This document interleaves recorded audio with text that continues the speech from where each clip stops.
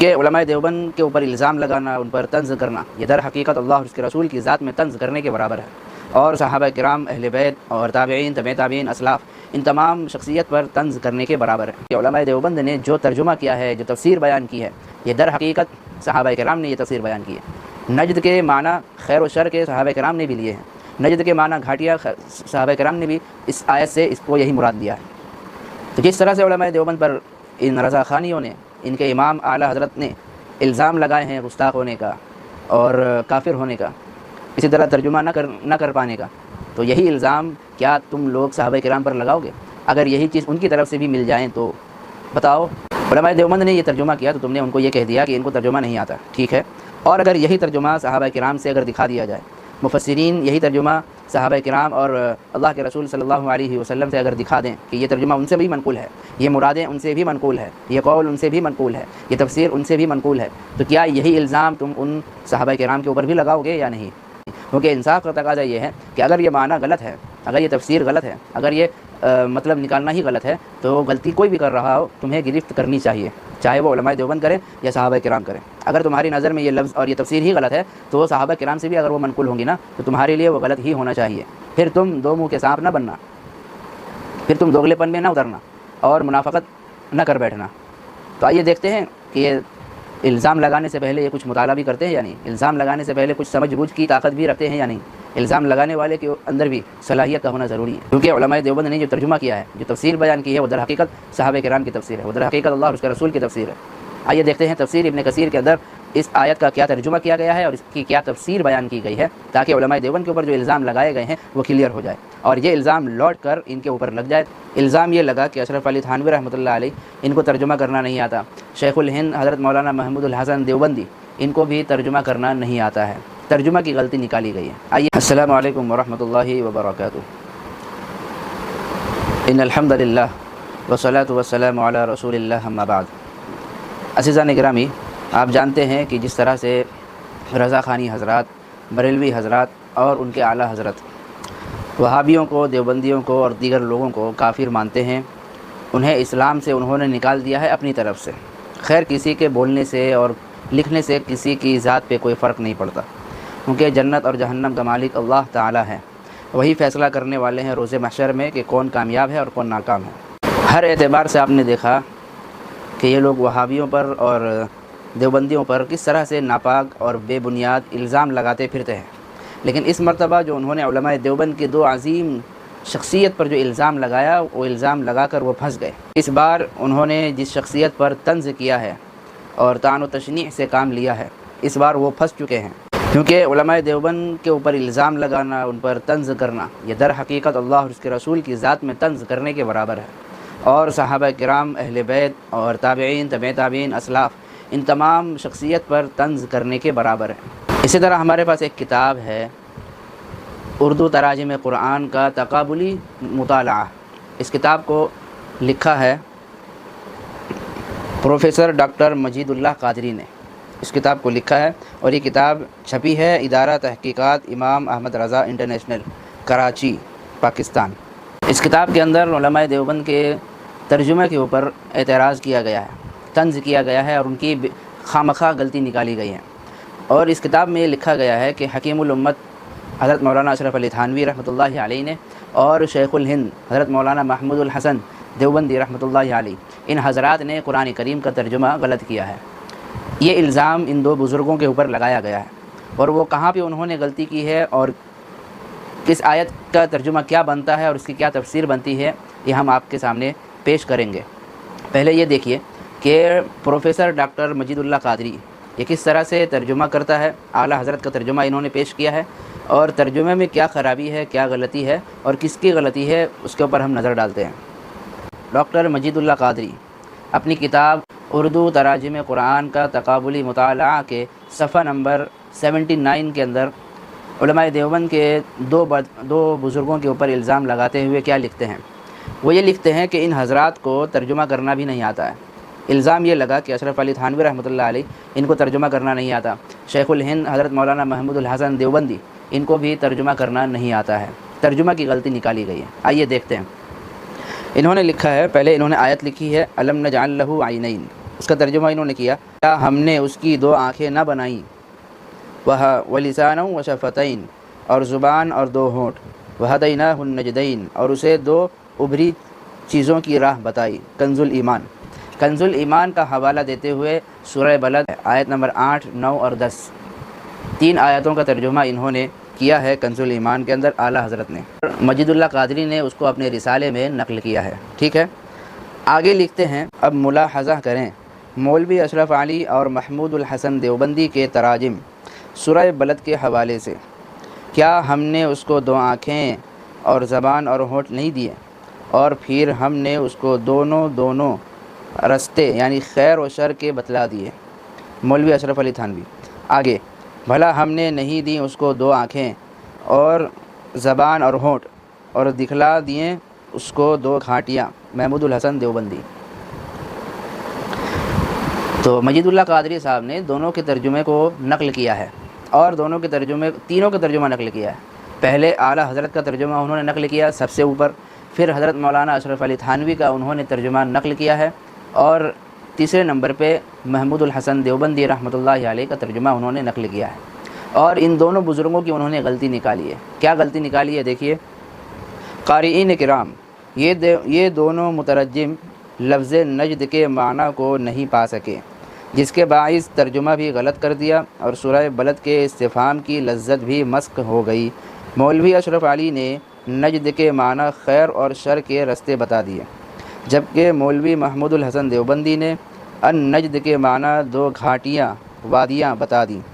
آپ آیت دوبارہ پڑھیں کہ یہ آیت انسان کے کس وقت کی نشاندہی کر رہی ہے اور نجد کے اصل معنی کیا ہے۔ آیت بتا رہی ہے کہ اس کو اللہ نے دو آنکھیں دی، ایک زبان اور دو ہونٹ۔ اگلی آیت میں راہ کا تعین ہے، اور وہ ہے دو ابھری ہوئی جگہیں۔ یہ اصل میں اشارہ ہے اس گود کے بچے کی طرف کہ جب وہ اپنے ان دو ہونٹوں سے ماں کے سینے پر دو ابھری ہوئی جگہوں میں اپنی غذا کی راہ پاتا ہے۔ ماں کا یہ پستان گھاٹیاں نہیں ہیں اور نہ ہی خیر و شر کے دو راستے، بلکہ اس کے سینے پر دو ابھری ہوئی چیزیں ہیں جس کو ہم پستان کہتے ہیں، اور عربی میں لفظ نجد کے معنی ہی بلند جگہ کے ہیں۔ عزیزان ملت، آپ نے کتاب کا مطالعہ کر لیا کہ الزام یہ لگا ہے کہ حضرت مولانا اشرف علی تھانوی نے ترجمہ کیا ہے، نجد کا ترجمہ انہوں نے کیا ہے خیر اور شر کے راستے، یعنی اچھا راستہ اور برا راستہ۔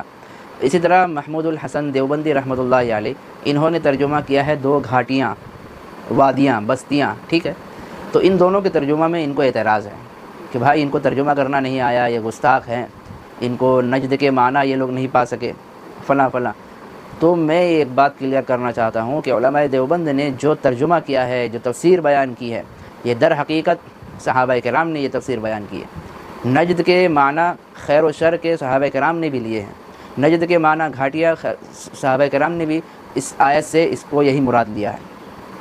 تو جس طرح سے علماء دیوبند پر ان رضا خانیوں نے، ان کے امام اعلیٰ حضرت نے الزام لگائے ہیں گستاخ ہونے کا اور کافر ہونے کا، اسی طرح ترجمہ نہ کر پانے کا، تو یہی الزام کیا تم لوگ صحابہ کرام پر لگاؤ گے؟ اگر یہی چیز ان کی طرف سے بھی مل جائیں تو بتاؤ۔ علماء دیوبند نے یہ ترجمہ کیا تو تم نے ان کو یہ کہہ دیا کہ ان کو ترجمہ نہیں آتا، ٹھیک ہے۔ اور اگر یہی ترجمہ صحابہ کرام سے اگر دکھا دیا جائے، مفسرین یہی ترجمہ صحابہ کرام اور اللہ کے رسول صلی اللہ علیہ وسلم سے اگر دکھا دیں کہ یہ ترجمہ ان سے بھی منقول ہے، یہ مرادیں ان سے بھی منقول ہے، یہ قول ان سے بھی منقول ہے، یہ تفسیر ان سے بھی منقول ہے، تو کیا یہی الزام تم ان صحابہ کرام کے اوپر بھی لگاؤ گے یا نہیں؟ اور اگر لگاتے ہو ان کے اوپر بھی الزام، تو تم سے بڑا کافر، تم سے بڑا گستاخ، تم سے بڑا شیطان ابلیس اس دنیا میں کوئی نہیں۔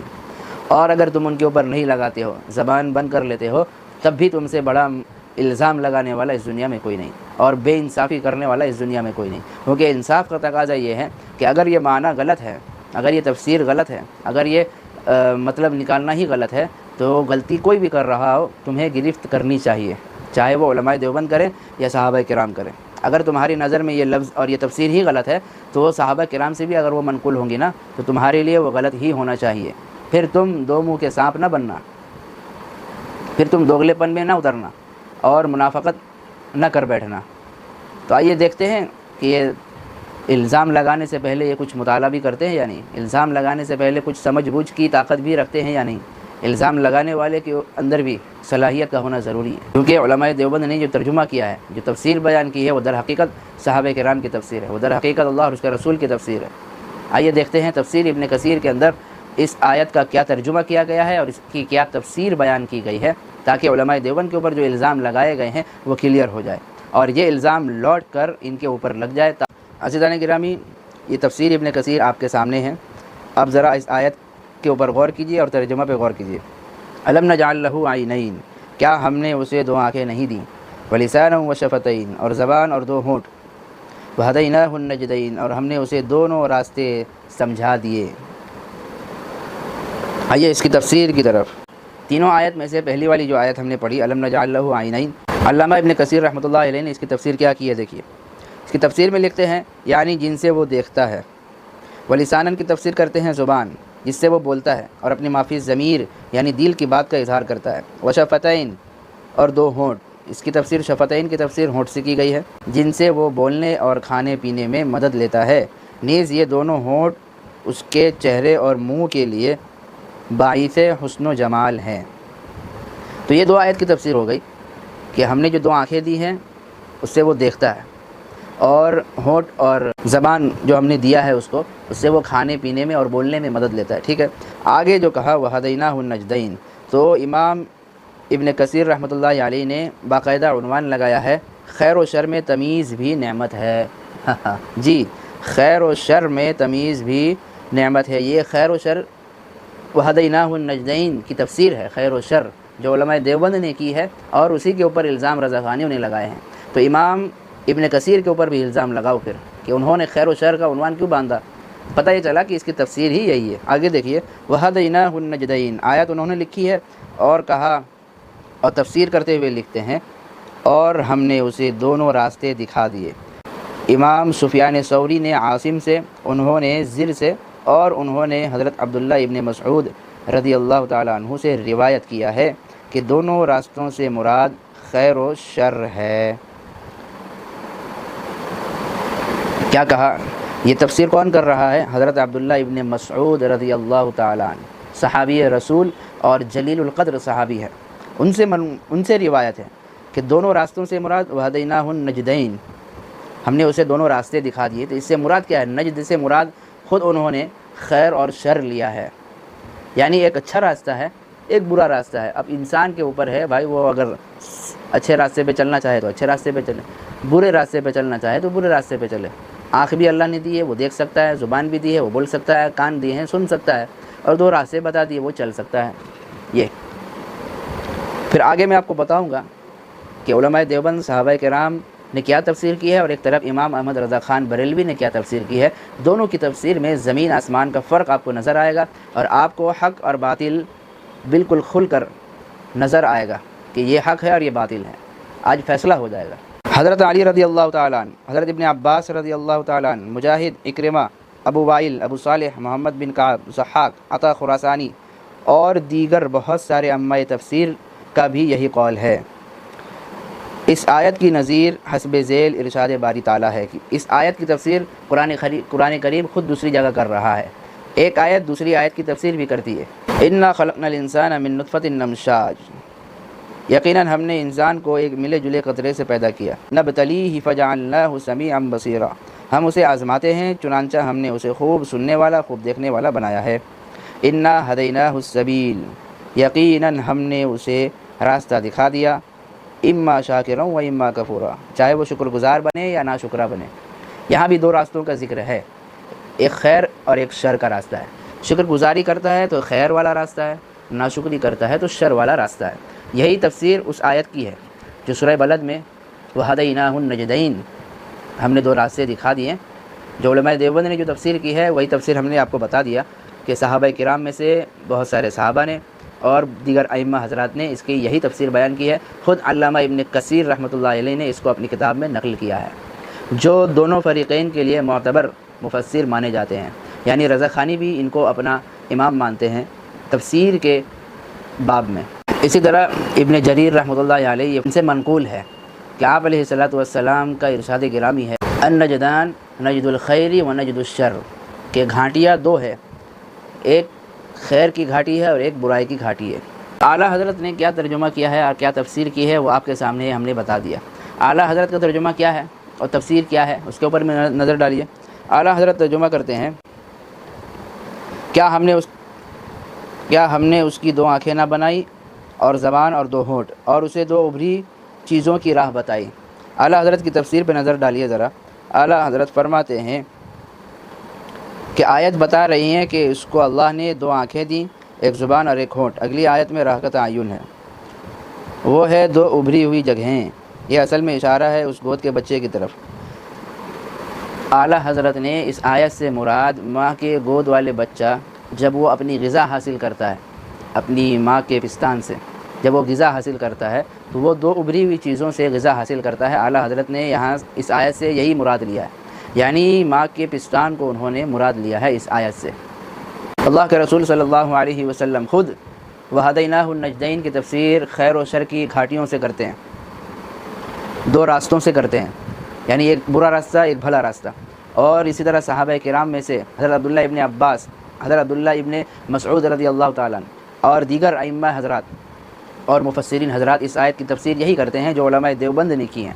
اور ایک طرف امام احمد رضا خان بریلوی ہے اور ان کے اندھے مقلد ہیں جو تفسیر کرتے ہیں ماں کے پستان سے۔ ان کو یہی دکھتا ہے، دین کے وقت میں جسمانی خواہشات اور رات کے وقت میں نفسانی خواہشات، ان کو یہی دکھتا ہے، کھانا پینا اور جمع کرنا ان کا یہی کام ہے۔ میں پوچھنا چاہوں گا امام احمد رضا خان بریلوی سے اور ان کے اندھے مقلدوں سے، کیا تم نے جو تفسیر کی ہے وہ تفسیر رسول اللہ کو نہیں معلوم تھی؟ جو ترجمہ اور جو مطلب تم نے بیان کیا ہے وہ ترجمہ اور وہ مطلب حضرت عبداللہ ابن عباس کو نہیں معلوم تھا؟ حضرت عبداللہ ابن مسعود کو نہیں معلوم تھا؟ حضرت اکرمہ کو، حضرت مجاہد کو، حضرت عطا خراسانی کو، ان حضرات کو نہیں معلوم تھا؟ علامہ ابن کثیر رحمۃ اللہ علیہ، ان حضرات کو نہیں معلوم تھا جو ترجمہ اور جو تفسیر تم نے کی ہے؟ تو جو ترجمہ جو تفسیر یہ حضرات کر رہے ہیں وہی معتبر ہے، اور علماء دیوبند نے بھی وہی تفسیر کی ہے، اور جو تم کر رہے ہو وہ نفسانی خواہشات پر مبنی ہے، تمہاری تفسیر نہیں مانی جائے گی۔ توبہ کرو، کچھ سوچ سمجھ کر الزام لگایا کرو۔ تم نے جو علماء دیوبند پر جس بنیاد پہ الزام لگایا ہے اور جس علت کے بیس پہ تم نے جو الزام لگایا ہے وہ علت اور وہ بنیاد وہاں پر بھی پائی جا رہی ہے، تو نعوذ باللہ تمہارا یہ الزام لگانا ان کے اوپر بھی صادر ہو رہا ہے۔ تو اپنے ایمان کی حفاظت تو کرو کچھ، اور ذرا کچھ پڑھ لکھ لیا کرو۔ صرف جہالت کی بنیاد پہ تم ہر کام کرتے ہو، اور اپنے عوام کو کیسے گمراہ کرنا ہے یہ تمہیں اچھے سے معلوم ہے۔ کم سے کم تفسیر کھول کر چیک تو کرتے کہ علماء دیوبند نے جو تفسیریں کی ہیں وہ صحیح ہیں یا غلط ہیں، اس کے بعد الزام لگانا چاہیے۔ لیکن آنکھ بند کر کے تم نے علماء دیوبند پہ ہر موقع پہ الزام لگائے ہیں۔ اللہ تبارک و تعالیٰ تم سب کو ہدایت نصیب فرمائے۔